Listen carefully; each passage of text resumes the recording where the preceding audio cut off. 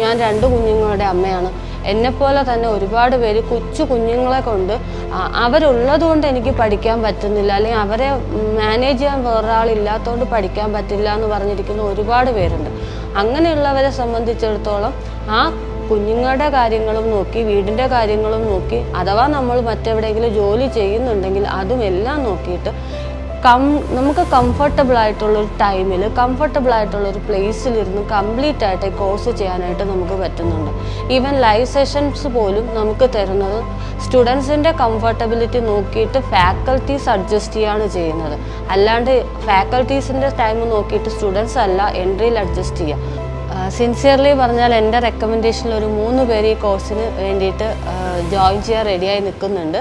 സാധാരണക്കാരനായ ഒരാൾക്ക് പഠിക്കാൻ ഇറങ്ങുമ്പോൾ അയ്യോ എൻ്റെ കയ്യിൽ ഫീസ് ഇല്ലാത്തതുകൊണ്ട് ഞാൻ പഠിക്കില്ല എന്ന് പറയുന്നവരുടെ മുന്നിൽ ആ ഒരൊറ്റ കാര്യം കൊണ്ട് നിങ്ങൾ പിന്നോട്ട് പോകണ്ടെന്ന് എൻട്രി തന്നെ പ്രോമിസ് ചെയ്യുന്നുണ്ട്. എൻട്രി തന്നെ അതിൻ്റെ എല്ലാ അസിസ്റ്റൻസും തന്ന് നമുക്ക് ഫിനാൻസ് സർവീസോടുകൂടി നമുക്ക് ആ കോഴ്സ് കംപ്ലീറ്റ് ചെയ്യാൻ പറ്റുന്നുണ്ട്.